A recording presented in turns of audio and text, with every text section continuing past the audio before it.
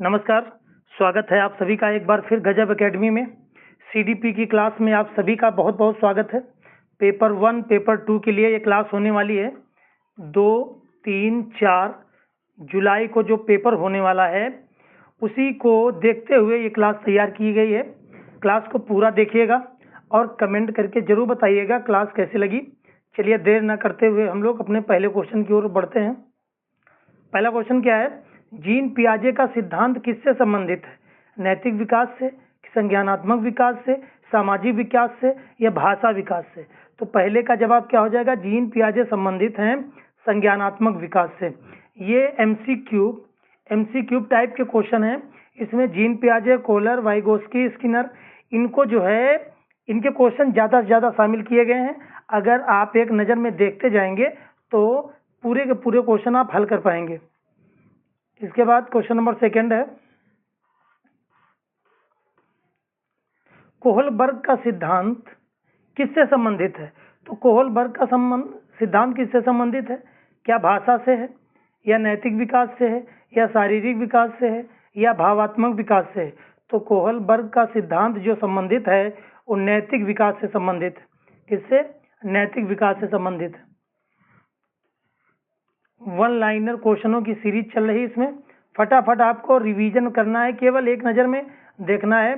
10 से 12 मिनट की 15 मिनट की क्लास में आपको 30 क्वेश्चन तैयार हो जाएंगे। पावलोव किस सिद्धांत के लिए प्रसिद्ध है? क्रियात्मक अनुबंधन के लिए, या शास्त्रीय अनुबंधन के लिए, या अंतर्दृष्टि सिद्धांत के लिए, या प्रयास त्रुटि सिद्धांत के लिए? तो ये जो है पावलोव, ये शास्त्रीय अनुबंधन के लिए जो है प्रसिद्ध है। शास्त्रीय अनुबंधन के लिए प्रसिद्ध है। क्वेश्चन नंबर 4 क्या कह रहा है? स्किनर किस सिद्धांत से संबंधित है? तो स्किनर जो है वो संबंधित हैं। क्वेश्चन नंबर 4, स्किनर संबंधित है क्रियात्मक अनुबंधन के सिद्धांत, क्रियात्मक अनुबंधन के सिद्धांत से संबंधित है। उसके बाद क्वेश्चन नंबर नेक्स्ट देखते हैं। क्वेश्चन नंबर 5, पियाजे के अनुसार पहली अवस्था कौन सी है? क्या पूर्व संक्रियात्मक अवस्था पहली है, या मूर्त संक्रियात्मक पहली है, या संवेदी गामक अवस्था पहली है, या औपचारिक संक्रियात्मक? तो क्वेश्चन नंबर 5 का सही जवाब हो जाएगा ऑप्शन सी। ऑप्शन सी जो है ये पहली अवस्था है। पहली अवस्था है। दूसरी अवस्था पूर्व अवस्था, फिर मूर्त अवस्था, फिर औपचारिक अवस्था। इसके बाद क्वेश्चन नंबर 6, कोहलबर्ग के अनुसार नैतिक विकास के कितने चरण हैं? कोहलबर्ग ने नैतिक विकास को कितने चरणों में बांटा है?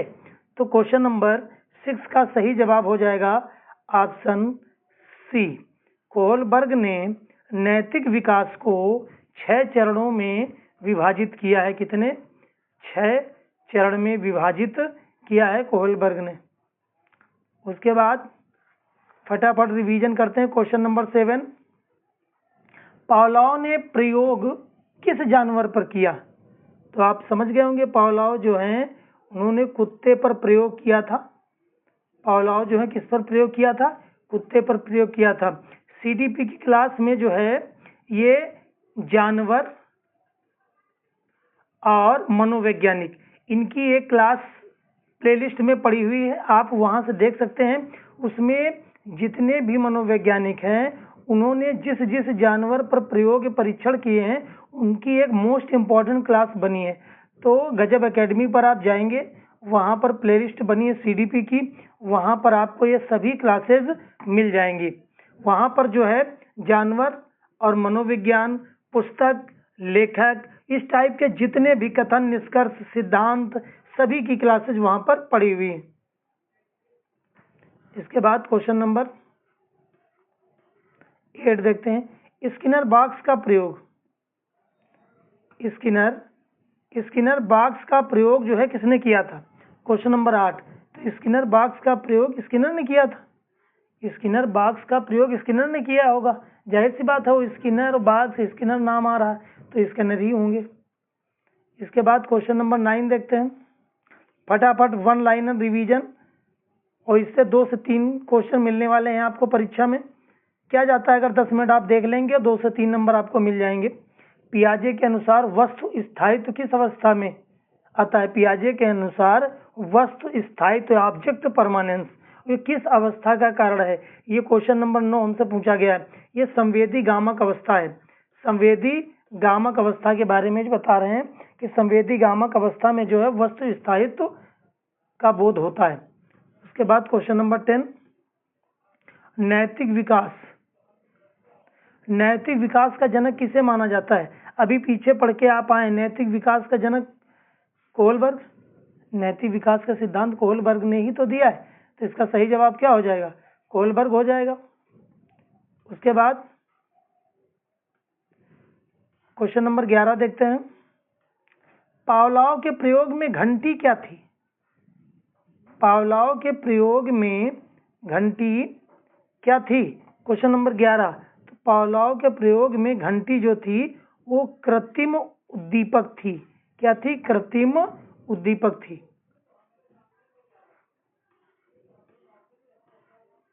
क्वेश्चन नंबर 12 स्किनर के अनुसार सीखने का मुख्य आधार क्या है? स्किनर के अनुसार सीखने का मुख्य आधार क्या है? स्किनर जो हैं उन्होंने सीखने के लिए सबसे ज्यादा महत्व किसको दिया है? सबसे ज्यादा महत्व उन्होंने पुनर्बलन पर दिया है कि बच्चा अगर कोई काम करता है उसको शाबाशी दो, और तो वो बच्चा जो है आगे चलकर काम को अच्छी तरीके से पुरस्कार के द्वारा अच्छे से आगे कर पाएगा। क्वेश्चन नंबर 13 पियाजे के अनुसार बच्चा कैसा शिक्षार्थी है? निष्क्रिय, सक्रिय, निर्भर है या अनुकरण करता है? तो पियाजे के अनुसार बच्चा जो है सक्रिय है, सक्रिय अधिगम करता है। पियाजे के अनुसार बच्चा जो है सक्रिय होकर ही सीखता है। इसके बाद क्वेश्चन नंबर नेक्स्ट कोहलबर्ग के सिद्धांत का पहला स्तर क्या है? कोहलबर्ग के सिद्धांत का पहला स्तर है पूर्व परंपरागत।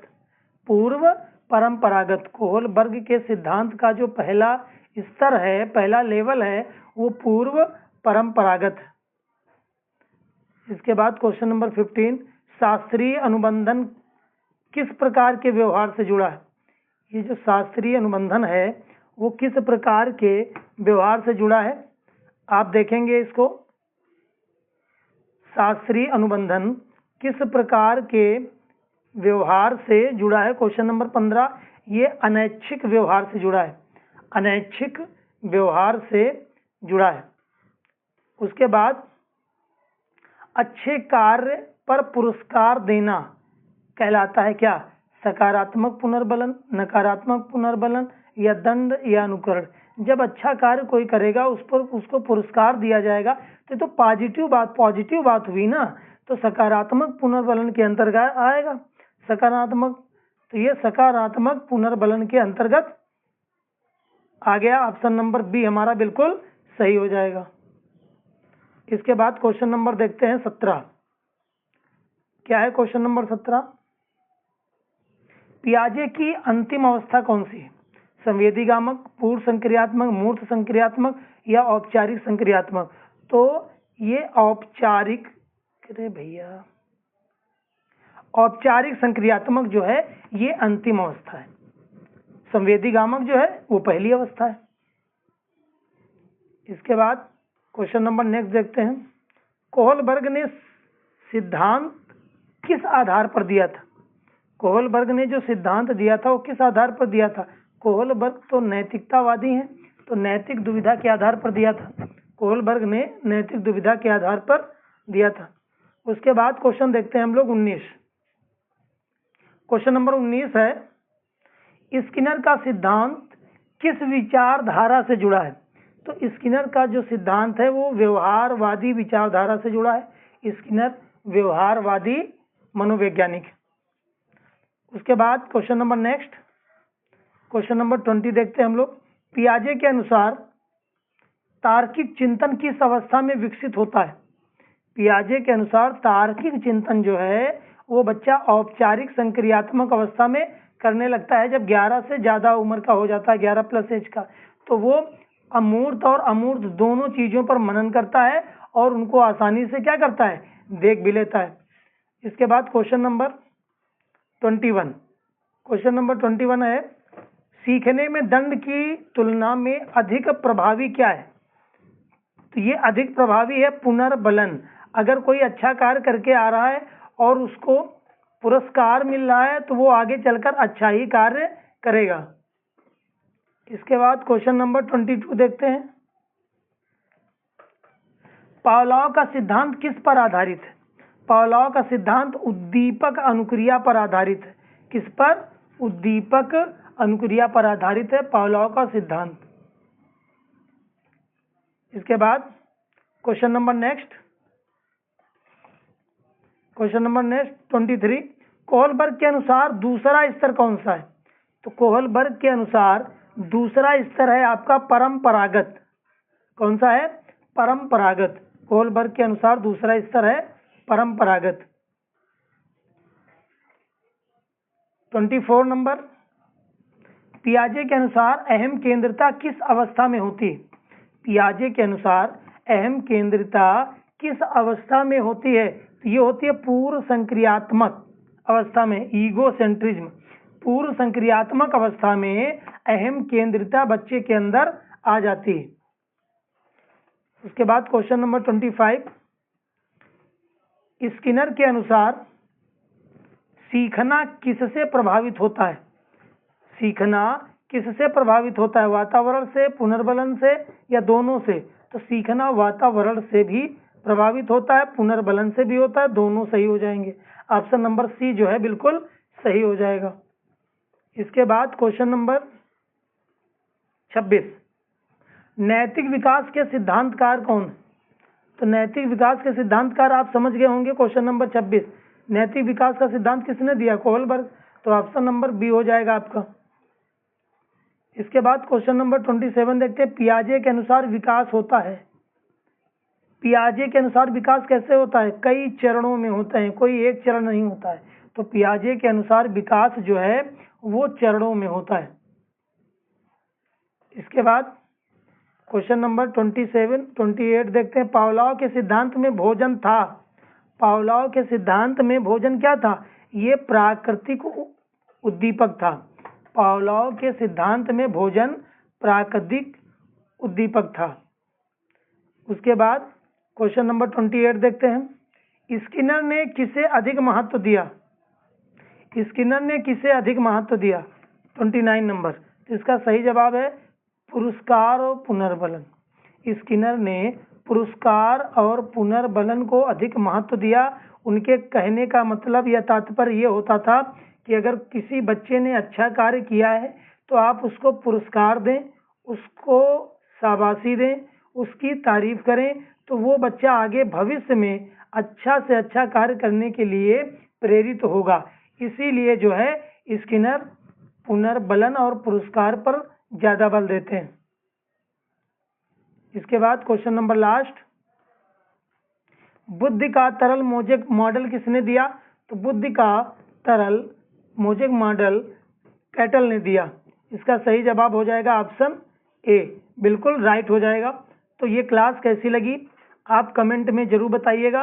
ये 1 लाइनर की क्लास थी, बिल्कुल आपको देखने वाली 10-12 मिनट की ये क्लास होने वाली। तो आप जो है 2-3 बार अगर देख लेंगे तो आपके जीन पियाजे और कोहलबर्ग, स्किनर और वाइगोस्की, इनसे मिलने वाले जितने इंपॉर्टेंट हैं वो क्वेश्चन वो सब क्लियर हो जाएंगे। और सीडीपी, हिंदी और मैथ, इन सभी की क्लास को देखने के लिए आपको गजब एकेडमी पर जाना पड़ेगा। वहाँ पर प्लेलिस्ट बनी हुई है, सभी क्लासेस पड़ी हुई हैं, टॉपिक वाइज पड़ी हुई है, प्रीवियस ईयर क्वेश्चन की पढ़े हुए हैं और मिक्सचर क्वेश्चन भी पड़े हुए हैं। तो आप आसानी से अच्छे से देख सकते हैं। बहुत बहुत धन्यवाद। मिलते हैं नेक्स्ट क्लास में, तब तक नमस्कार।